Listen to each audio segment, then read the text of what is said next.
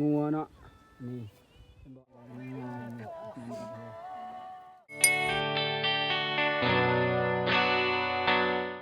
บายดีFC ทุกคนพังลาวแล้วก็พังไทยต่างประเทศเด้อมื้อนี้อยู่กับซองอายพากโดเส้นเก่าเส้นเคยมื้อนี้อายพากโดสิมาเปิดชีวิตวิธีของพากโดที่มาเกี่ยวข้าวเด้อทุกคนเด้อมาเกี่ยวข้าวเพื่อว่าเลี้ยงอาชีพนะทุกคนเนาะกับเกี่ยวข้าวเพราะว่าพวกเฮาก็บ่ได้แล้วยังบ่แล้วเถื่อเนาะแต่ว่าก็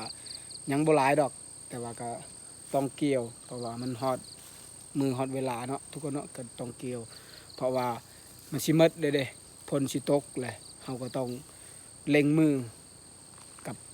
คนหลายคนเนาะมื้อนี้ก็มาหลายคนเพราะว่าเฮาต้องให้เขาสวยเด้เพราะว่าฝนสิตกเนาะทุกคนเนาะก็อยากฝากให้ FC ทุกคนติดตามไปเด้อไปติดตามไปนำกันว่าจังใดก็อยากฝากให้ FC ทุกคนไปติดตามไปกันเลยนี่แม่นชีวิตครอบครัวของอ้ายพากโดเด้ออันนี้แม่นลูกสาวเนาะก็มื้อนี้ก็มาเกี่ยวข้าวคือเก่าเด้อทุกคนเด้อก็อยากฝากให้ FC ทุกคนเพื่อให้เป็นกำลังใจครอบครัวของพากโดอันนั้นก็แม่นลูกชายที่ว่าเกี่ยวข้าวเนาะเพราะว่าพวกเฮาก็ได้ร่วมไม้ร่วมมือกันในครอบครัวของพวกเฮานี่แหละครอบครัวของอ้ายพากโดเด้อทุกคนก็อยากให้ FC ทุกคนไปเบิ่งไปให้สัมผัสว่าครอบครัวของอ้ายพากโดก็มีทำมาหากินแบบบ้านนอกบ้านนาเด้อทุกคนเด้อนี่ก็แม่นเมียเด้อเมียของอ้ายพากโดอันนั้นก็แม่นหลานเนาะที่ว่ามาซอยหลานเพิ่นมาซอยเวียกมาเกี่ยวข้าวช่วยอ้ายพากโดเพราะว่ายันบ่ทันยันฝนตกก่อนเนาะทุกคนก็อยากฝากให้ FC ให้เป็นกำลังใจให้ครอบครัวของอ้ายพากโดเด้อ FC ทุกคนอันนี้ก็แม่นเมียที่ว่าอ้ายพากโดที่มาเฮ็ดเวียกอันนั้นก็แม่นหลานอันนั้นก็แม่นผัวของหลานเด้อสามีของหลานที่ว่ามาซอยเวียกก็อยากให้ FC ทุกคนให้เบิ่งว่าการเป็นอยู่ของอ้ายพากโดก็สิประมาณนี้เด้อทุกคนเด้อนี่ก็แม่นสู่ชนกับชีวิตที่ว่าพากโดเกี่ยวข้าวเนาะทุกคนเห็นบ่นี่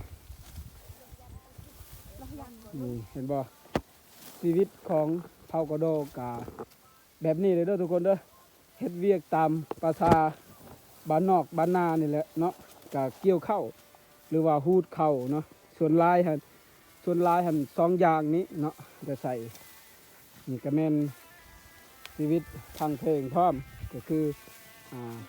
อ้ายพากโดหรือว่าชุมชนของพากโดก็สิประมาณนี้เนาะทุกคนเนาะก็อยากให้ FC ได้เบิ่งว่าความเป็นอยู่หรือชีวิตของพากโดเฮ็ดไร่เฮ็ดนาแต่ส่วนหลายแหละเฮ็ดไร่หลายกว่านาเด้อนาสิบ่หลายปานใดเพราะว่าพากโดบ่มีดินดอนตอนหญ้าเนาะก็เลยแบบมีแต่ไร่เห็นบ่นี่สิแล้วเด้อพูนแม่นจุ่มหนึงเด้อพูนแม่นจุ่มหนึงเนาะเพราะว่าเฮ็ด2จุ่มเพราะว่ามันใกล้สิแล้วและอันนี้ก็ใกล้สิแล้วเด้อภาคนี้ให้ FC ติดตามเบิ่งคืบหน้าอ้ายพากโดเด้อเห็นบ่พูนก็แม่นคนคือกันเด้อพูนเด้อบ่แม่นตัวหมู นั่นก็แม่นคนคือกันพูนเห็นบ่อยู่ป่าเหล้าพูนก็แม่นเกี่ยวข้าวเด้ออยู่ป่าเหล้าพูนแต่ว่าเขาบ่เสียหญ้าซื่อๆเห็นบ่นี่วู้ฮู้โอเคสบายดีเด้อ FC ทุกคนพังลาวแล้วก็พังไทยเด้อติดตามให้กำลังใจอ้ายพากโดได้เพราะว่าสิแล้วเลยเนาะคันแล้วนี่แหละแม่นสิบ่ได้เห็นวิถีชีวิตการเกี่ยวข้าวเด้อโอเคเกี่ยวอันใดแดหรือตัวใดแดอย่างนะก็อยากฝากให้ FC ทุกคนเด้อไปติดตามไปนำกันว่าอ้ายพากโดเกี่ยวข้าวเนาะนี่ก็แม่นส่วนที่1เด้อที่พวกเขาเกี่ยวข้าวตอนนี้อยาก FC ทุกคนได้ติดตามได้หับเบิ่งไปนำกันไปพร้อมๆกันเลยเนาะว่ามื้อนี้สิแล้วบ่หรือว่าบ่แล้วเนาะก็อยากให้ FC ทุกคนเด้อพุ่นยังบ่แล้วเด้อพุ่น FC เด้อ พูนเห็นบ่นี่มื้อนี้อาจจะแล้วเนาะมื้อนี้เนาะมื้อนี้อาจจะแล้วเด้อแล้วหลังจากแล้วนี่เนาะก็ได้บ่ได้ถ่ายให้ FC ได้เบิ่งอีกเด้อว่าอ่าตอนนี้เนาะบ่ได้ถ่ายบ่ได้ลงให้ FC เบิ่งอีกในการเกี่ยวข้าวหรือว่าฮูดข้าวหันบ่ได้ถ่ายให้ FC เบิ่งอีกต่อไปเนาะเพราะว่ามันแล้วเด้ต้องใส่อีกปีหน้าพุ่นเนาะก็อยากให้ตอนนี้ก็อยากฝากให้ FC เบิ่งหลายๆเด้อครับชมหลายๆพวกเฮาก็สู่ชีวิตพอกระโดกับพวกเฮาก็เพียงเท่านี้เนาะก็อยากฝากให้ FC ทุกคนร่วมมือร่วมใจให้เป็นกำลังใจให้อ้ายพอกระโดได้เพื่อให้เฮ็ดคลิปต่อไปแต่ตอนนี้ก็อยากให้ FC ทุกคนไปติดตามตอนต่อไปว่ามันจะเป็นจังไดเนาะก็ไปติดตามกันตอนต่อไปเลยเด้อโอเคใกล้สิแล้วเด้อทุกคน FC เอ้ยใกล้สิแล้วเลยเด้อสิสำเร็จแล้วเห็นบ่นี่คือเก่าเห็นบ่นี่สำเร็จแล้วเห็นบ่ฝากเด้อ FC ติดตามหลังจากที่ว่าไอ้กับพากโดก็เกี่ยวแล้วนะทุกคนเนาะเมื่อหลังจากที่ไอ้พากโดเกี่ยวแล้วไอ้พากโดก็เลยแบบ ไปหาเก็บเพราะว่า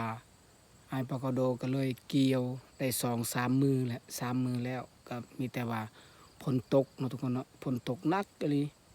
แต่ว่าเรื่องจะว่าไอ้พากโดนี่เกี่ยวแล้วเนาะแต่ว่าฝนตกห่ำหมด3 มือ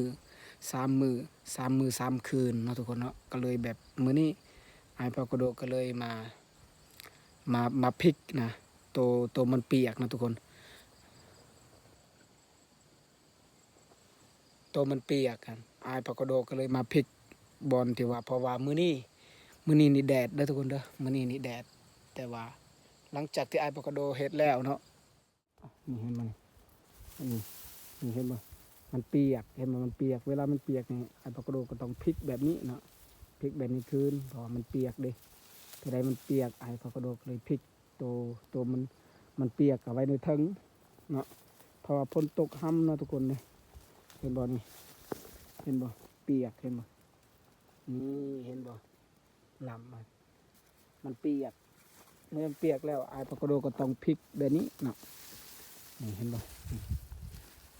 มีแต่น้ำหลังจากนั้นไอ้พากโดก็เลยมาปะแบบนี้เห็นบ่นี่มาปะแบบนี้เพื่อให้มันแดดนี่พี่แม่นไอ้พากโดสิไปพลิกมาเด้อทุกคนเด้อพุ่นแม่นไอ้พากโดไปพลิกมาเด้อมื้อนี้แม่นไอ้พากโดไปพลิกเนาะเพราะว่ามันอยู่ที่ดินเด้มันอยู่ในดินนี่มันเปียกโอ้เปียกหลายแฮงเห็นบ่นี่มันเปียกเด้อทุกคนเด้อมานี่เห็นบ่มีแต่หมอกมีแต่หยังหั่นมันเปียกก็ต้องพลิกคันบ่พลิกแล้วมันสิอันนั้นมันสิเอิ้นว่ามันสิเป็นข้าวปลูกเนาะมันบ่ได้กินคันเฮาบ่ได้พลิกเนาะทุกคนเนาะเพราะฉะนั้นไอ้ปากกระโดก็ต้องพลิกเพราะว่ามันเปียกเด้เห็นบ่นี่เห็นบ่เปียกเห็นบ่เปียกเลยทุกคนเด้อเห็นบ่นี่เพราะว่าฝนตกห่ำนะ3 มื้อ 3 คืนฝนตกห่ำหลังจากที่ไอ้ปากกระโดอันนี้มันปอกหมักผักเด้อเพื่อว่าสิใส่กับกระดูกงัวเนาะนี่เป็นบอกอาหารมื้อนี้นี่อาหารธรรมชาติเด้อปลูกเองกินเอง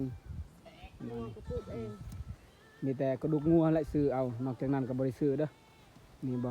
บอนสถานที่ที่บอนพักของอายพอกโดเด้อสถานที่นี้เป็นบ่เฮ็ดกิน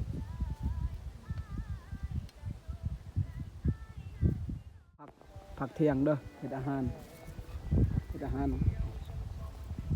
ถามเบิ่งว่าอาหารยังมื้อนี้อาหารยังมื้อนี้หนูบ่หนูกับยังแน่กระดูกยังนี่กระดูกงัวเนาะกับหนูก็หนูตัวน้อยๆเนาะในช่วงในการเฮาพักเด้อ FC ทุกคนเด้อในช่วงที่ว่าพักแล้วก็พักเที่ยงเวลาสิกินข้าวเนาะอันนี้ก็เริ่มเฮ็ดอาหารเนาะก็อยากให้ FC เบิ่งบรรยากาศบอนพัก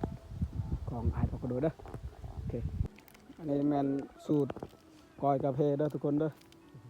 อันนี้มันสูตรก้อยกาแฟที่ว่าอยู่ป่าอยู่ดงก็ต้องแบบนี้เด้อ เพราะว่าบ่มีจอกบ่มีหยังเด้อันนี้แม่นเฮาอันนั้นตัวนี้นี่แม่นต้มน้ำอันนี้เนาะเฮาต้มน้ำใส่นี่แล้วก็ก้อยใส่บังนี้เห็นบ่ ตัวนี้กับตัวนี้ก็ได้นี่ต้มได้ หรือว่าเฮาสิเอาตัวนี้ต้มก็ได้เด้อเพราะว่าในช่วงเวลาเฮาพักเที่ยงเลยนี่เอาตัวนี้ต้มก็ได้มาตัดเครื่องนี่แล้วก็ต้มเห็นบ่นี่กินสบายบาดนี้เห็นบ่เพราะว่ามันง่ายนี่เห็นบ่สามารถเฮ็ดได้เด้อทุกคนเด้อสามารถเฮ็ดได้แบบนี้เนาะเพราะว่าในช่วงที่เฮาเข้าป่าเข้าดงนี่เฮาบ่ได้ถือหยังหลายเนาะเพราะว่ามันมีอยู่ป่าอยู่ดงให้แล้วเรียบร้อยเนาะมีแต่ถือหรือว่าบ่มีกระตุกแบบนี้ก็ได้เอาตัวนี้เลยต้มก็ได้เด้อกินกาแฟบ่หรือว่าเฮาสิกินอาหารบ่เอาตัวนี้ต้มโอเคได้เลยเนาะจบเด้อทุกคนเด้ออันนี้แม่นการเข้าป่าเข้าดงก็แม่นถือว่าได้ดีเนาะซอยเฮาได้ดีตัวนี้เนาะโอเคเห็นบ่ช่วงกินข้าวเด้อช่วงกินข้าวเด้อทุกคนเด้อเบิ่งอาหารกันนี่อาหารธรรมชาติรวมมือรวมใจกันในการกินข้าวนี่สามัคคีแท้ๆเด้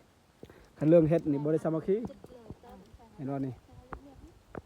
เสิร์นเด้อ FC ทุกคนเห็นบ่ช่วงกินข้าวเด้อนี่พักเที่ยงบ่ที่พักของเฮาก็ประมาณนี้แหละเนาะแปลนดีเห็นบ่เด้อ FC ทุกคนเนาะมื้อนี้ก็ฮอดเวลาที่ว่าพวกเฮาได้รับประทานอาหารเนาะเพื่อให้ FC ได้เบิ่งได้ชมอัปเดตว่าการเป็นอยู่ของอ้ายเผากอโดกาลักษณะแบบนี้เด้อทุกคนเด้อก็อยากฝากให้ติดตามนำกันอันนี้ก็มากินข้าวนำกันเด้อเซินเด้อทุกคนเด้อเพราะว่าอาหารก็อาหารง่ายๆอาหารธรรมชาติเด้อมีมะเขือแล้วก็มีมะ